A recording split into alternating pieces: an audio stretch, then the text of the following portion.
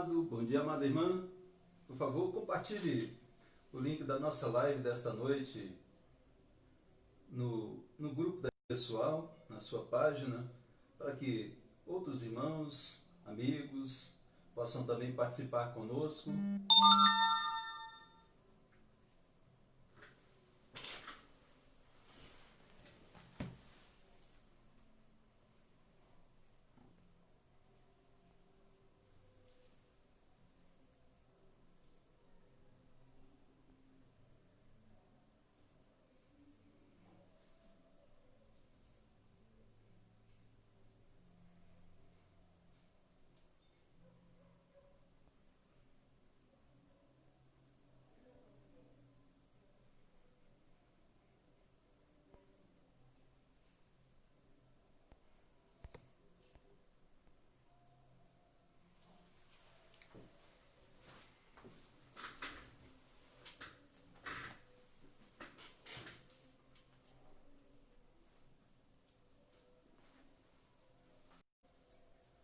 Estamos aguardando aí a chegada de mais alguns irmãos que sempre participam da nossa live, aguardando a entrada de todos.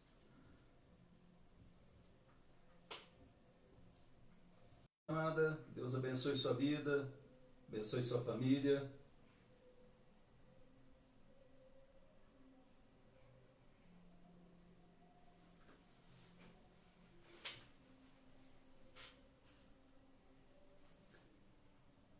Vamos iniciar então nossa live dessa noite com uma oração, falando com o nosso Pai, nosso Deus eterno.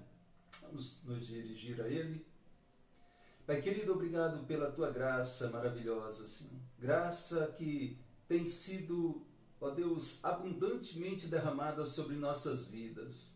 Obrigado porque de fato nós somos totalmente imerecedores do Teu amor.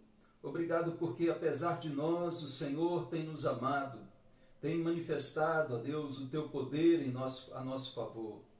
Obrigado, Senhor, pelo privilégio de fazermos parte do corpo de Cristo, do Teu povo, que se reúne em todo o mundo, ó Deus, para glorificá-lo, para louvá-lo, para engrandecê-lo.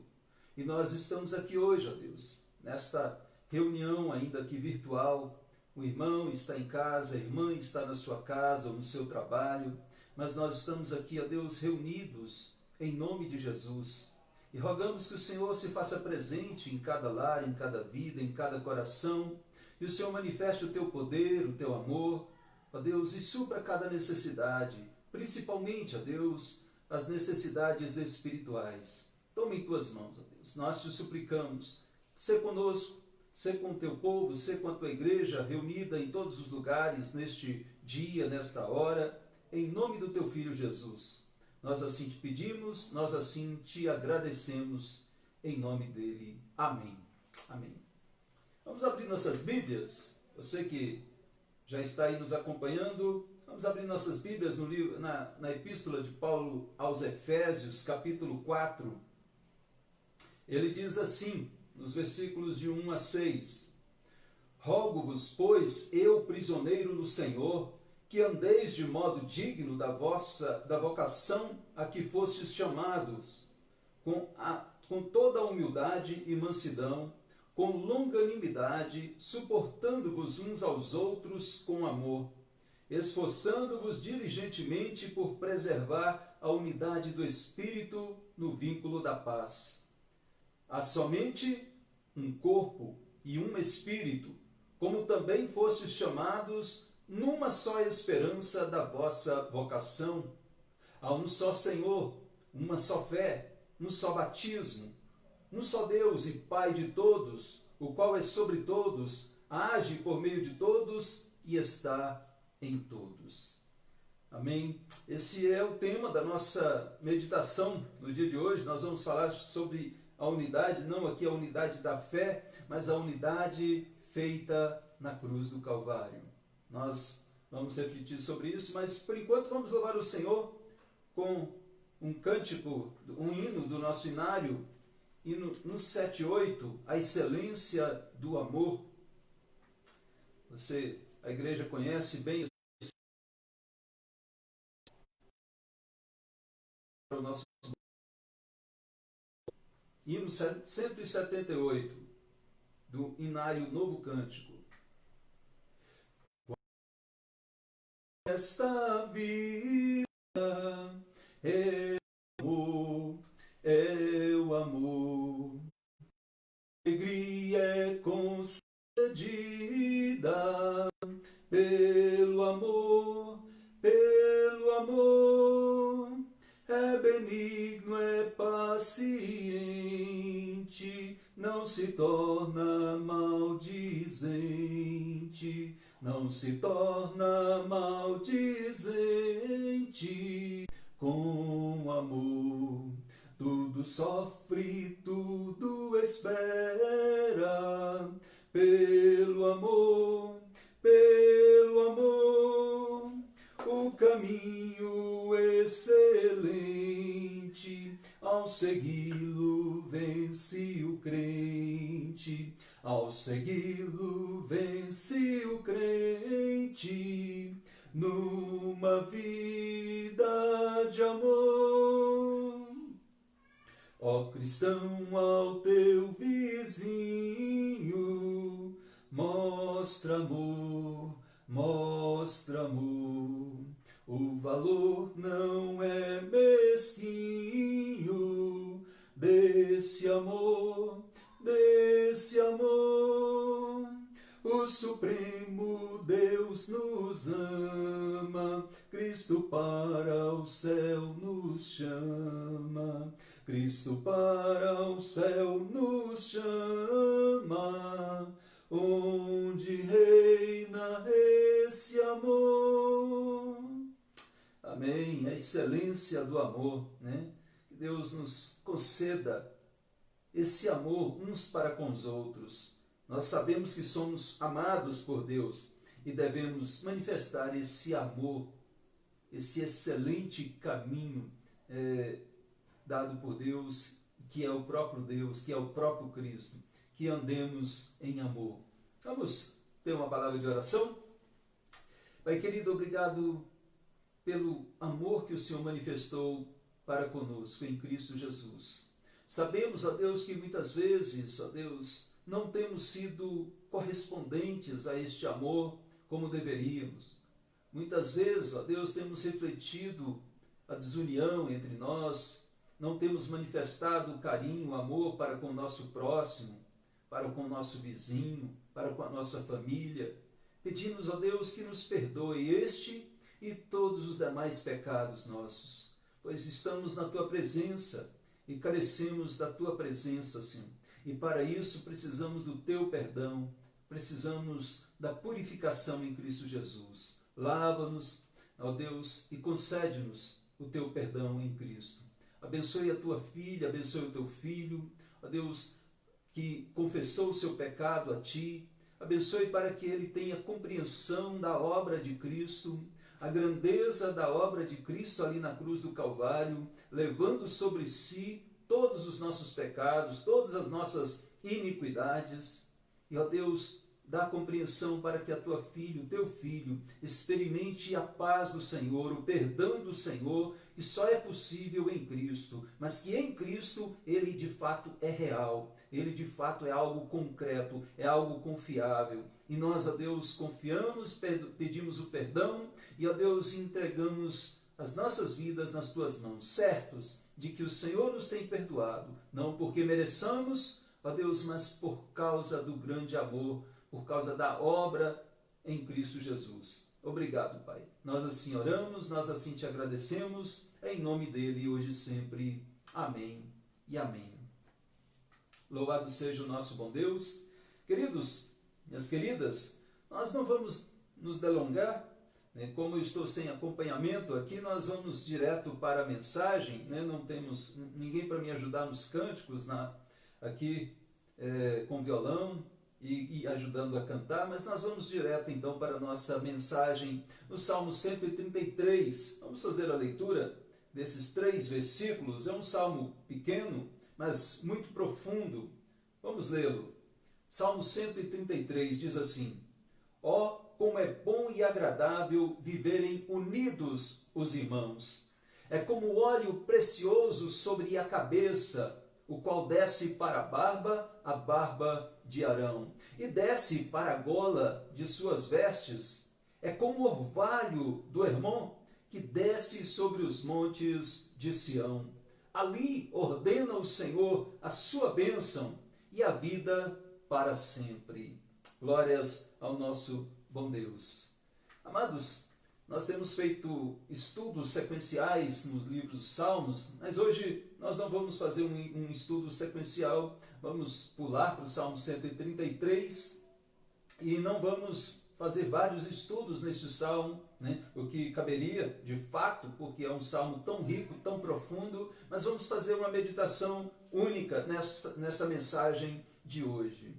E conforme alguns autores, referindo-se a este penúltimo salmo, pelo menos dizem que é o penúltimo salmo dos cânticos de romagem, ou cânticos de degraus, ou cânticos de ascensão, né? O penúltimo, porque o último seria aqui o 134, que vão, esses salmos de romagem, eles vão dos 120 até o 134. Mas Van Groningen, um autor reformado, muito conceituado na área de Antigo Testamento, ele inclui, além desses, né, ainda os Salmos 24, 43, 68 e 84 como sendo salmos processionais. E estes salmos, que conhecidos como salmos de romagem ou cânticos de degraus, eles eram cantados pelos israelitas durante a peregrinação até Jerusalém, especialmente nas três principais festas judaicas, na ida, na peregrinação da sua cidade, da sua região, até Jerusalém, eles cantavam esses vários cânticos de romagem. E este salmo aqui é primariamente uma referência à unidade das 12 tribos de Israel, que mesmo distantes umas das outras, viviam unidas sob a aliança de Yahvé. Mas nem sempre essa unidade foi verdadeira, foi real. Com a conquista de Canaã por Moisés, claro, Moisés conquistou apenas a Transjordânia, o lado de cá do Jordão, né? E Josué conquistou o lado de lá, o outro lado do Jordão, né? Então, com essa conquista, a terra foi dividida, a terra de Canaã foi dividida entre os 11 filhos de Jacó. A tribo de Levi, ela não recebeu uma herança, uma terra, uma região para si. Ela recebeu cidades espalhadas entre as demais tribos, né? E também os 2 filhos de José receberam uma região para cada um deles. E assim nós vamos ter essas 12 tribos de Israel, então, recebendo, mesmo tirando a de Levi, as 12 tribos de Israel viviam na unidade e tinham essas terras redistribuídas entre si. Mas após a morte de Josué veio o período dos juízes. E no período de juízes, este foi um tempo muito conturbado dentro do povo de Israel. Muita divisão, muitas contendas, muitas diferenças políticas, espirituais. Então não havia nenhuma harmonia no período dos juízes. O melhor momento deles é quando Deus levantava um juiz, e o principal foi quando Deus levantou o último dos juízes, que é Samuel, que é juiz e profeta. Este foi provavelmente o melhor período de Israel no tempo dos juízes. Mas após Samuel, durante o período de Samuel, o povo pediu um rei. Invejando as nações vizinhas, os outros povos, pediram um rei ao Senhor e ele lhes concedeu então Saul. No entanto, Saul, apesar da sua aparência, da sua beleza, ele não foi um bom rei. Ele não foi um rei fiel, consagrado, obediente a Deus. E a essa altura, a nação de Israel já estava enfrentando entre si, né, divisões, contendas, e com a morte de Saul, a situação se agravou ainda mais, porque aí agora uma tribo elegeu Davi como o rei, que foi a tribo de Judá, e as outras tribos escolheram Mefibosete, que era parente de Saul, para ser o rei entre eles. Só que só mais tarde, de fato, é que após a morte de Mefibosete, após a vitória de Judá, é que Davi foi coroado rei sobre todo Israel. E aí então esse reinado, vai unificar todo o Israel, as 12 tribos do Senhor. E este salmo é atribuído ao rei Davi, e provavelmente ele foi escrito quando Israel foi unido sob o reinado de Davi, depois de muitas sangrentas batalhas, muitas lutas entre o povo de Israel mesmo. Então, com essa união do povo de Israel, eles experimentaram um período mais glorioso da sua existência, prosperando de todas as formas. Prosperaram financeiramente, prosperaram geograficamente, porque Jerusalém foi anexada, Jerusalém passou a ser a capital de Israel. Outros povos, outros territórios também foram anexados ao território de Israel, áreas que Israel não tinha conseguido vencer do período da conquista de Canaã, mas sob o governo de Davi foi conquistado um restante de uma parte.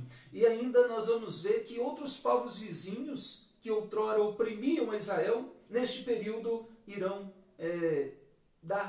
pagar tributos a Davi, pagar tributos ao reino de Israel. Então, esse foi um período próspero geograficamente, financeiramente e espiritualmente. Foi um período em que Jerusalém se tornou de fato a capital do império, a capital do país, mas também o centro religioso, o centro do sacrifício, o centro da adoração, para onde todas as tribos iam. Então, em Jerusalém se estabeleceu ali o tabernáculo no período de Davi, e posteriormente, depois em Salomão, construiu-se o templo, e ali foi o centro de culto, o centro de adoração. Instrumentos musicais foram feitos nesse período da unidade. A maioria dos salmos foram compostos nesse período, tanto por Davi, quanto por Salomão, quanto pelos filhos de Corá, e outros mais, foram escritos neste período. Então foi um período de prosperidade espiritual. O povo estava unificado sob um único Senhor, sob um único Deus, sob um único Altíssimo Senhor, e não mais dividido com Baal, Baalins, Astarotes, mas somente adorando a Yahvé. Contudo, após a morte de Davi, após a morte também do seu filho Salomão, especialmente, o reino tornou-se a ser dividido por causa de Roboão, da sua decisão. E esse reino se dividiu e as tragédias começaram novamente a acontecer dentro de Israel, culminando finalmente mais adiante com os cativeiros, cativeiro babilônico para o reino do norte, que foi para a Síria, e depois, mais tarde, o cativeiro babilônico, o primeiro cativeiro assírio, que foi para o reino do norte, depois o cativeiro babilônico, que foi para o reino do sul, que era Judá, e a tribo de Benjamim. Então essa situação se agravou com a divisão. E após o cativeiro, o retorno de Israel, essas 12 tribos, o que sobrou delas, na verdade, basicamente a tribo de Judá, se uniu novamente para a reconstrução de tudo o que havia sido destruído. Só nesses momentos de unidade é que o povo conseguia prosperidade. E esse salmo foi escrito neste período de prosperidade, período curto. E este salmo expressa muito bem essa unidade do povo de Israel, neste período áureo, mas temporário. Mas este salmo expressa também, especificamente, a unidade do povo de Deus em Cristo Jesus. Essa unidade que alcança além das 12 tribos de Israel, avança rumo aos gentios, envolve toda a igreja, irmãos de todos os povos, de todas as tribos, de todas as línguas, de todas as nações. Essa igreja do Senhor Jesus é expressada, está retratada neste Salmo 133. E a mensagem de hoje tem como tema a unidade que foi feita lá na cruz do Calvário. E essa unidade em Cristo, ela é para ser vivida pelos discípulos de Cristo. para ser vivida continuamente. Observe que o texto diz, viverem unidos os irmãos. Ou seja, a ideia de viverem é uma vida contínua de unidade. Ela é para ser vivida ininterruptamente durante toda a nossa vida, não apenas em algumas circunstâncias, não apenas na congregação, não apenas nos acampamentos, nos ajuntamentos, nas reuniões, mas continuamente. Viverem dá essa ideia de continuidade. E o contexto apoia essa ideia de viverem unidos para sempre. A unidade feita na cruz nos torna um com Cristo, sim, e para sempre, mas também nos torna um com o nosso irmão para sempre, um com os outros para sempre. É uma ideia de continuidade. Aqui é viver continuamente, essa unidade deve ser vivida também de uma forma que supere o individualismo. Quando fala unidos aqui, traz a ideia de nós, e não de eu, não de mim, né? Mas de nós. Traz a ideia de juntos, de enlaçados, e não de separadamente, isoladamente. Traz a ideia de todos. Eu, você e os demais, e os irmãos, não de alguns dentro de um grupinho, de uma panelinha, dentre os discípulos. Não, traz a ideia de uma força conjunta. A união faz a força, então essa força conjunta, e não de fraqueza individual. Enquanto Israel estava politicamente desunido, o povo sofreu por causa da opressão de todos os inimigos ao seu redor. Às vezes um vinha e se aproveitava, outra hora outro vinha e se aproveitava da desunião do povo. Enquanto uma tribo puxava para cá, outras tribos puxavam para lá, todos sofreram, todos perderam.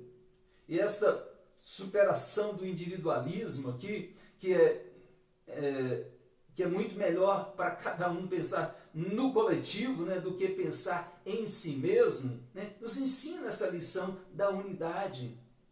Pensar no conjunto, não apenas no individual.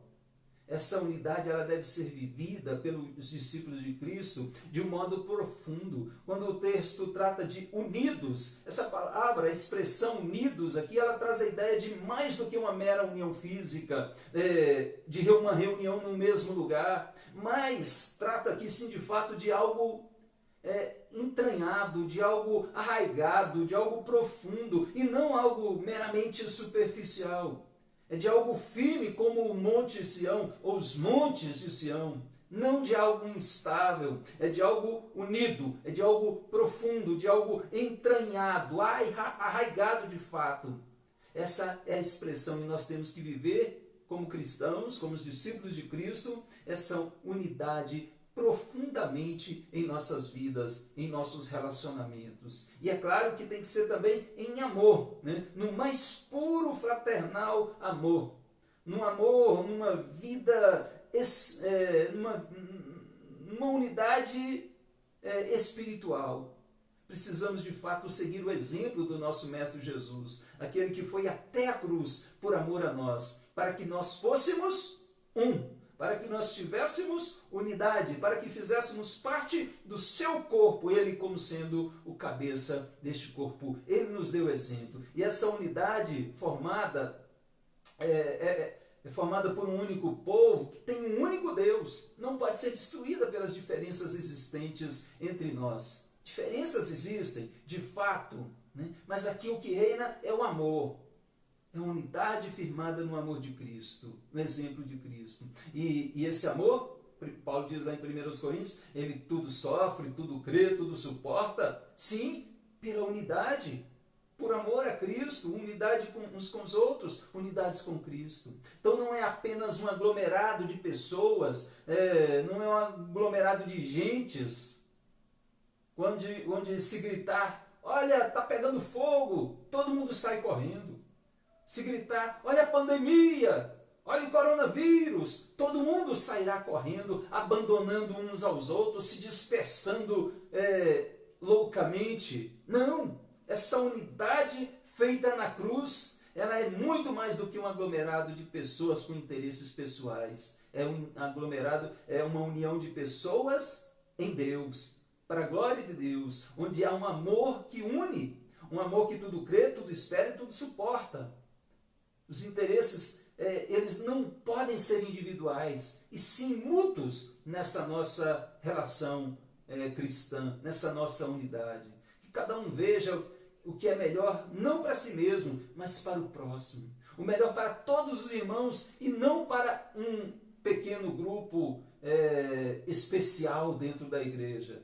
Todos somos irmãos em Cristo. E a unidade deve abranger a todos nós. Mesmo em meio ao conflito, né, ou melhor, aos conflitos que este mundo passa, né, e que nós passamos neste mundo, nós devemos viver essa unidade cristã.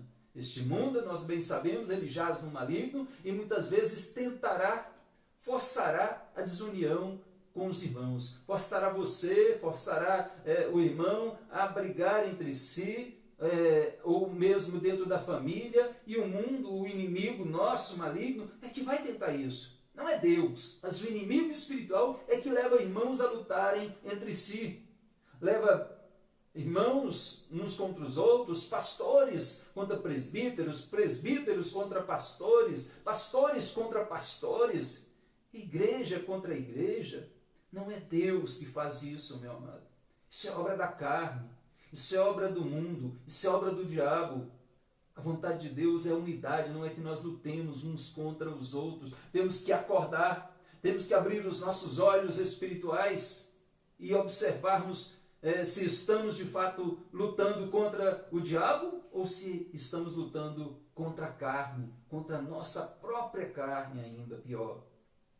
Uma ilustração, uma crônica da Idade Média, refere-se a uma batalha entre os aventureiros da célebre cavalaria andante e também a tropa de reinos vizinhos. Havia uma luta ferrenha. A noite caía, lúgubre e sem estrelas. O combate era ferido naquela escuridão, dava margem a todas as confusões. Lanças e escudos se chocavam, misturando-se aos gritos dos combatentes. Ai daqui, pá! Batidas de outro lado. Quando no meio daquela luta 2 homens batiam-se em duelo furiosamente, um contra o outro, um atacava com a lança, o outro com o escudo, né? Um com a espada, o outro defendia, e aquela luta ferrenha ali, um querendo matar o outro, parecia que todas as iras se concentravam naquelas 2 criaturas rivais e adversárias. De repente um relâmpago iluminou os céus, rapidamente tudo clareou, num instante, foi rápido, mas aqueles 2 combatentes pararam, deixaram cair as suas lanças e os seus escudos, olharam uns para os outros e para o outro e se abraçaram emocionados e arrependidos. Eles, naquela claridade do relâmpago, reconheceram que eram irmãos que estavam lutando entre si e quase matando um ao outro. A escuridão do pecado faz isso conosco. Ela pode fazer com que os irmãos na fé ou irmãos de sangue lutem friamente e firam e machuquem uns aos outros. Mas a luz de Cristo, a verdadeira luz que vindo ao mundo ilumina todo homem, essa luz, quando ela brilha, ela abre os nossos olhos, ela ilumina os olhos dos nossos corações para vivermos a unidade, para enxergarmos que a nossa luta não é contra o nosso irmão, não é contra a nossa carne, não é contra o nosso sangue, é contra principados e potestades, é contra o diabo, é contra o mundo, é contra tudo aquilo que desagrada a Deus. Essa unidade deve ser vivida por nós cristãos, pelos discípulos de Cristo, de uma forma, de fato, profunda, mesmo em meio aos conflitos, mesmo em meio às diferenças. Em segundo lugar, amados, eu queria destacar que a unidade que foi feita lá na cruz, ela é boa e agradável. O que diz o versículo 1, ela é boa e agradável. E para expressar o quanto essa unidade é boa e agradável, o salmista utiliza expressões metafóricas aqui. Ele faz 2 comparações. A primeira, está no versículo 2, que diz: como o óleo precioso sobre a cabeça de Arão. Ou seja, semelhante ao óleo que é precioso, esse óleo precioso aqui quer dizer o óleo perfumado, o mesmo que é narrado lá em Êxodo, capítulo 29, no versículo 21, em Êxodo 30, no versículo 23, cuja fragrância deste óleo era exclusiva.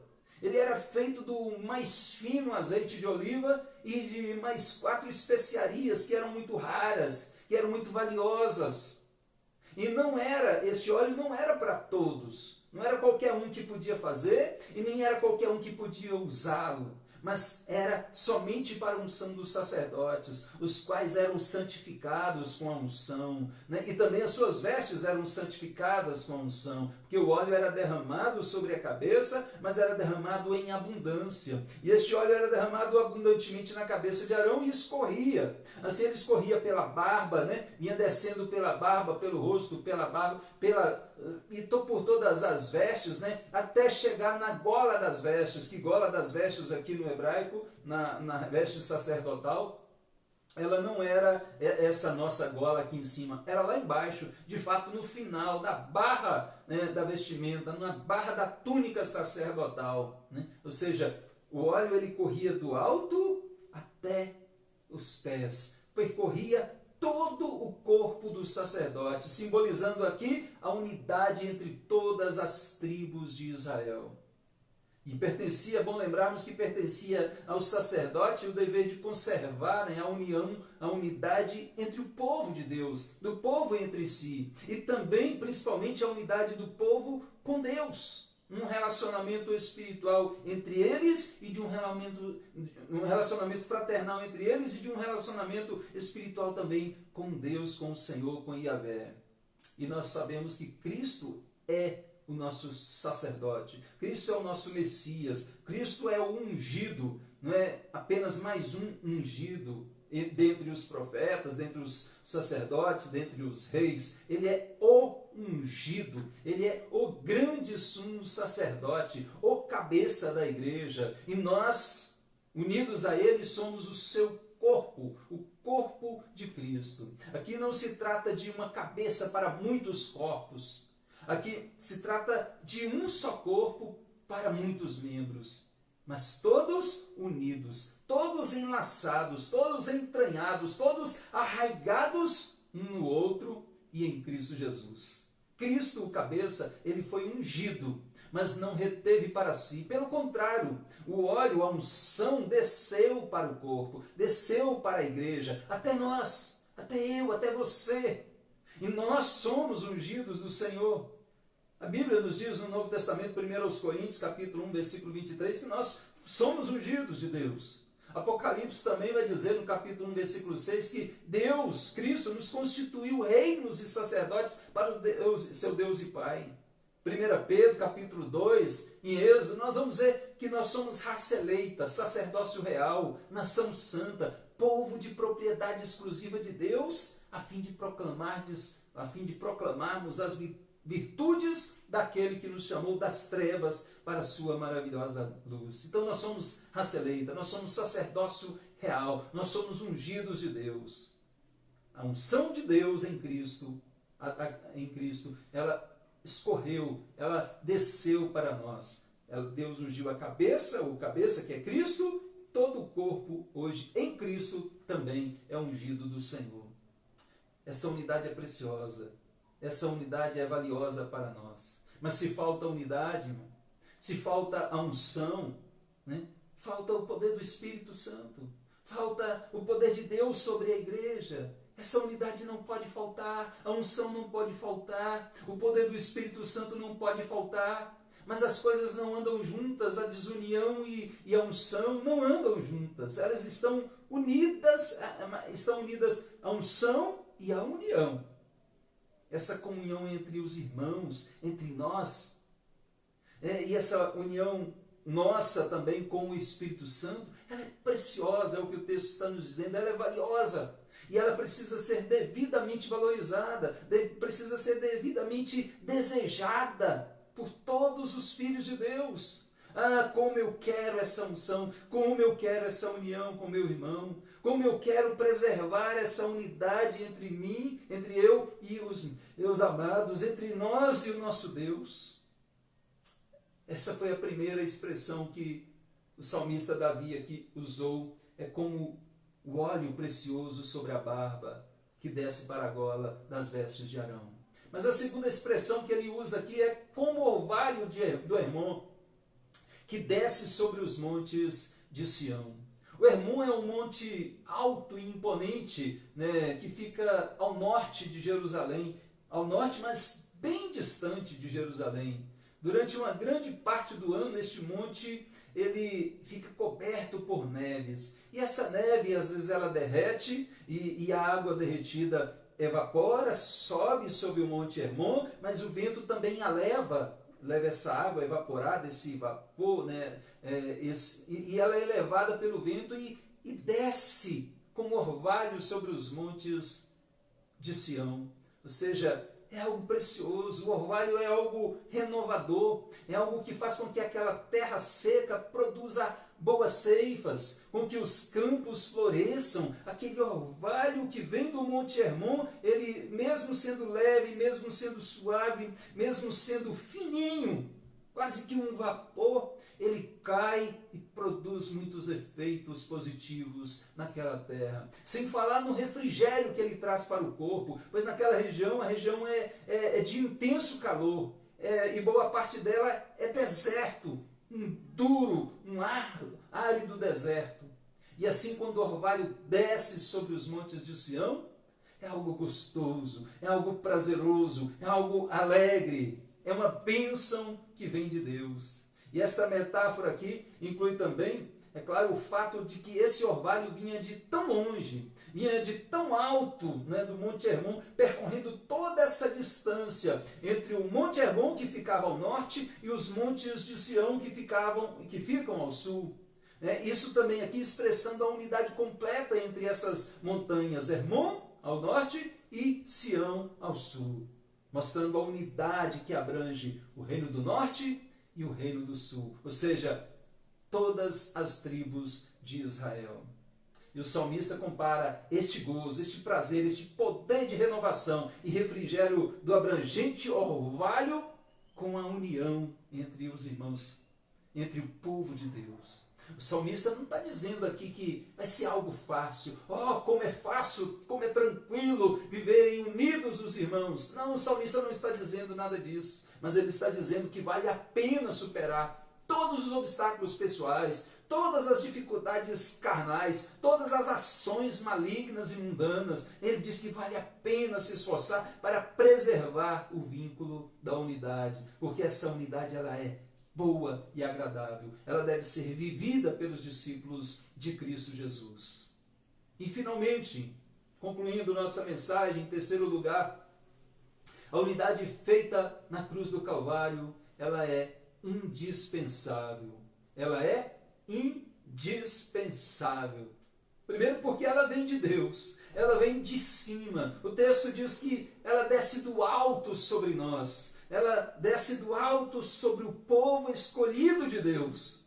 Ela desce do alto da cabeça até a gola. E ela desce do alto do Hermon até os montes de Sião. Então ela vem de cima, ela vem para descer e abençoar.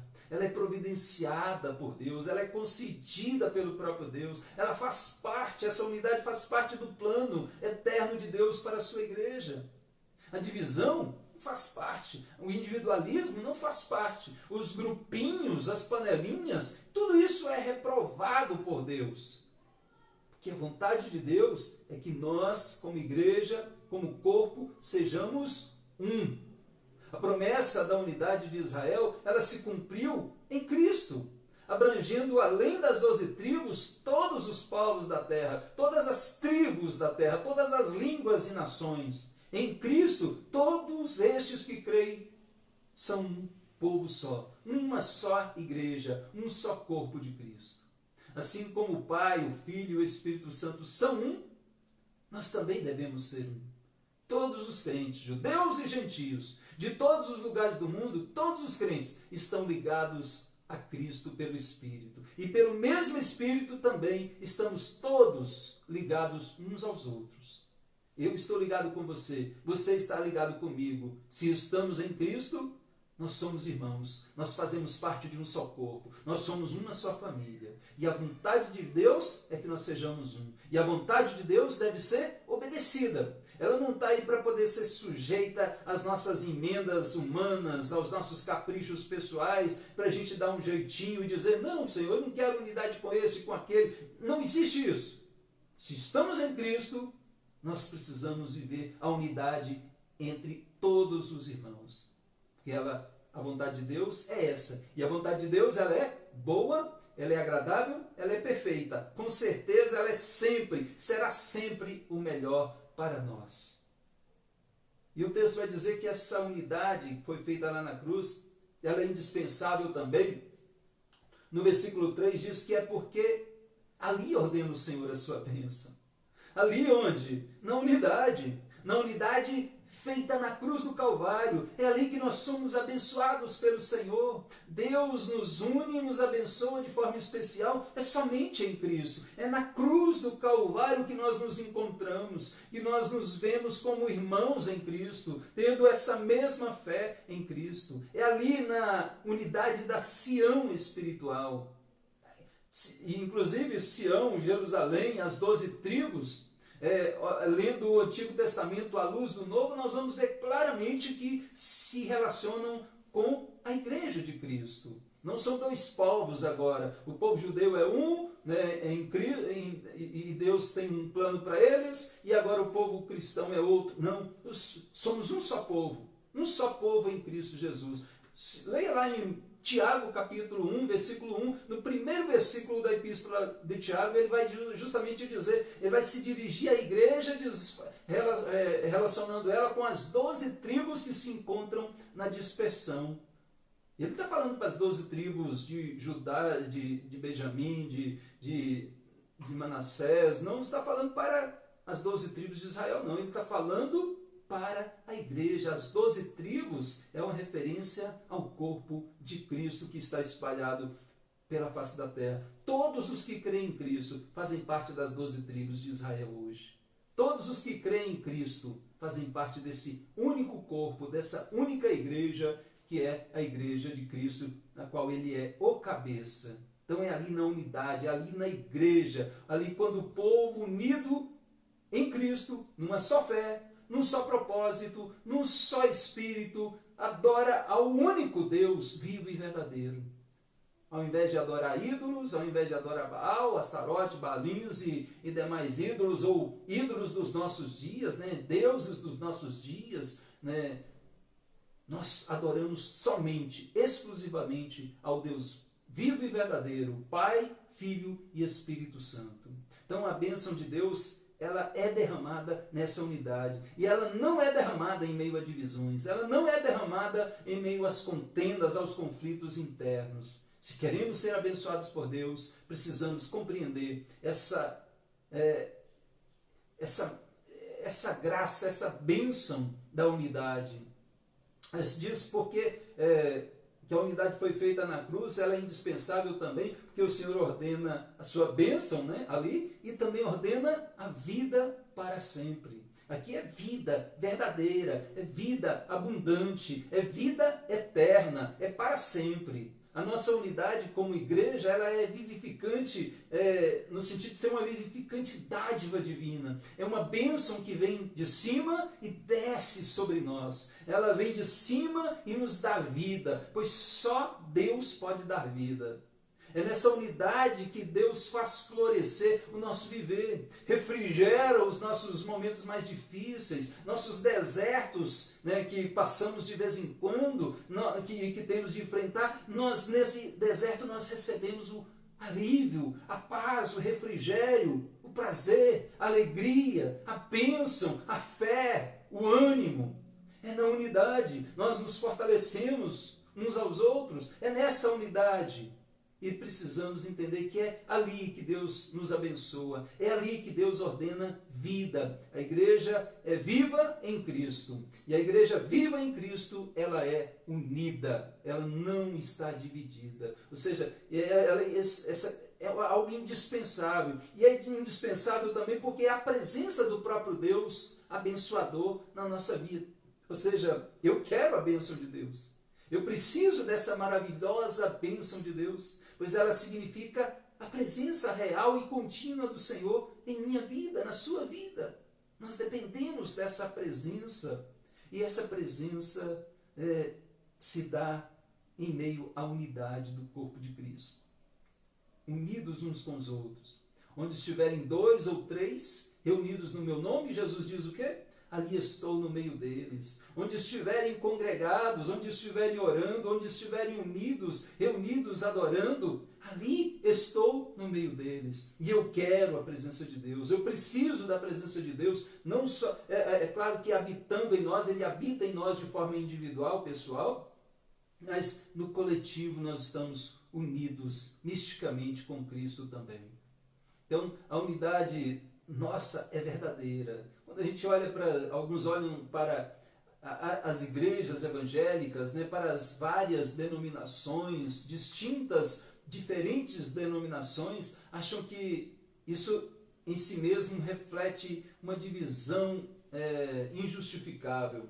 Mas, na verdade, quando nós olhamos para esses vários ramos de igrejas, várias denominações, vários dons, vários ofícios, né, isso tudo por si só não quer dizer que haja desunião entre o povo de Deus. Às vezes há, né?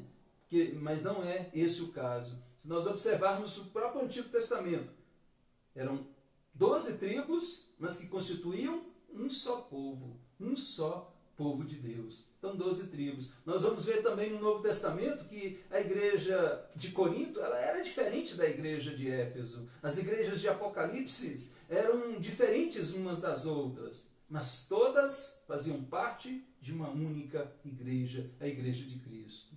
Então, o que divide, entretanto, não são as diferenças entre nós.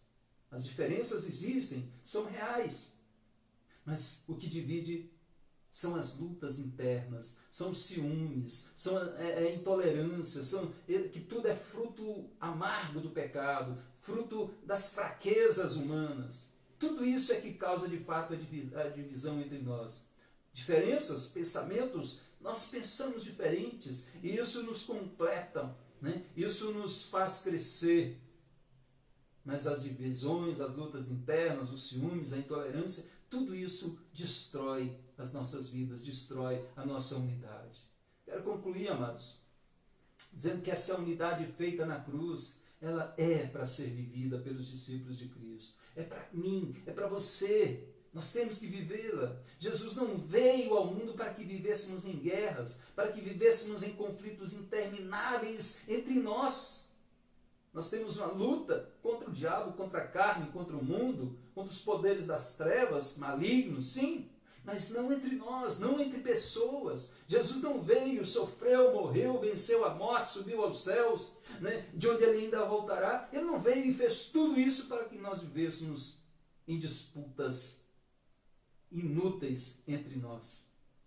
Devemos viver continuamente e profundamente essa unidade. Devemos superar o individualismo para vivermos altruisticamente em amor, o mais puro amor fraternal. Devemos viver esse amor em todas as esferas da nossa vida. Isso mesmo sabendo que não é nada fácil viver essa unidade. Não é nada fácil, primeiramente, porque nós somos pecadores. Já há aí uma luta contra o nosso próprio coração, contra a nossa dureza interior. Então já há uma luta interna, já há ação maligna, já há toda a influência do mundo. Mas apesar de tudo isso, e ainda apesar de vivermos num mundo cheio, repleto de conflitos, nós somos chamados a viver essa unidade.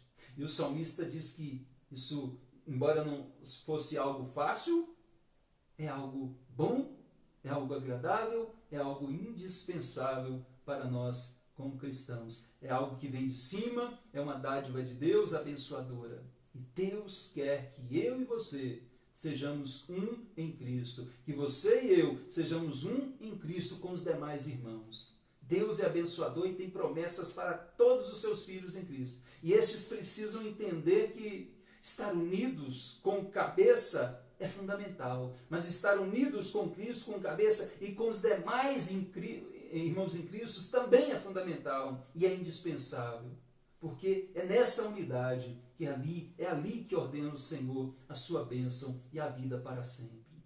Todas as vezes que os israelitas se dividiram longe das bênçãos de Deus, todo o povo sofreu nas garras dos seus adversários. Todos os inimigos se aproveitaram deles, na desunião, nos conflitos internos. E assim também, quando nós, irmãos em Cristo, lutamos entre nós, toda a igreja sofre.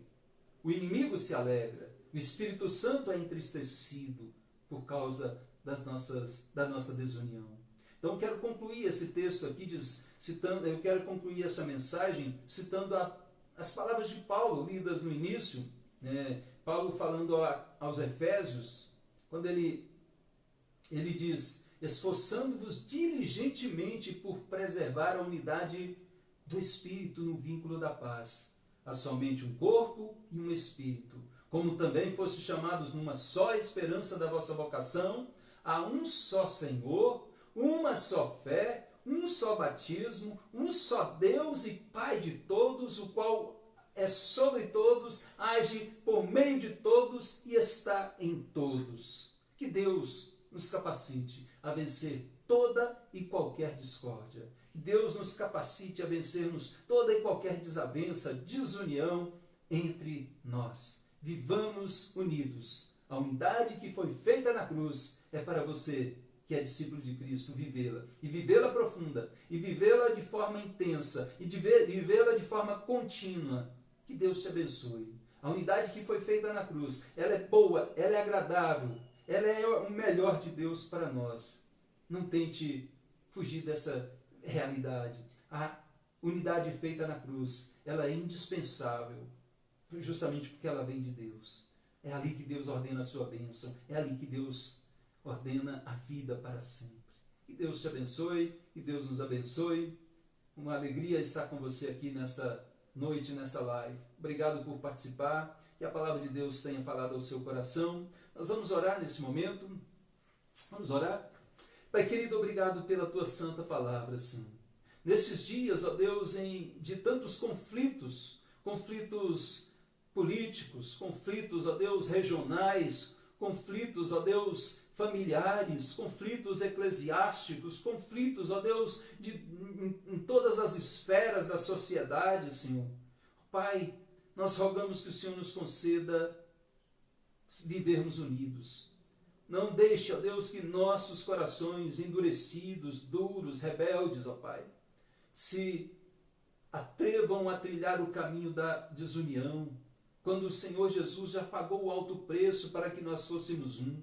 Quando, ó Deus, nós em Cristo Jesus recebemos bênçãos sobre bênçãos, dádivas sobre dádivas, recebemos o Espírito Santo que habita em nós. Ó Deus, não nos deixe, Senhor, rebeldes brigando contra os irmãos. Que a luz de Cristo brilhe nas nossas guerras. Que a luz de Cristo ilumine os nossos corações, as nossas mentes, para enxergarmos que a nossa luta não é contra a carne e o sangue, não é contra o irmão, não é contra a gente, contra pessoas, mas contra o diabo, contra os principados e potestades. Que vivamos unidos, Senhor. Ajuda-nos, capacita-nos no que depender de nós a vivermos unidos e glorificarmos o Teu nome. Em nome de Jesus é que oramos. Amém e amém. Deus abençoe a sua vida, minha amada irmã. Deus abençoe a sua vida, meu amado irmão. E com a graça de Deus estaremos amanhã, ou melhor, de segunda a sexta, reunidos em oração através do aplicativo Zoom. Toda a igreja sempre tem o nosso link, lá no grupo da igreja, nos grupos da igreja. Então participe conosco desse momento de oração. Estamos refletindo, agora vamos começar o capítulo 8 do livro de Provérbios. Deus abençoe sua vida. Lembremos de orar pela família no altar dessa semana, o diácono Diego, a irmã Daiane, e o Davi, e orem pelos demais familiares que os irmãos já conhecem e amigos também, cujas necessidades os irmãos também já sabem, porque a irmã tem pedido nas reuniões de oração online.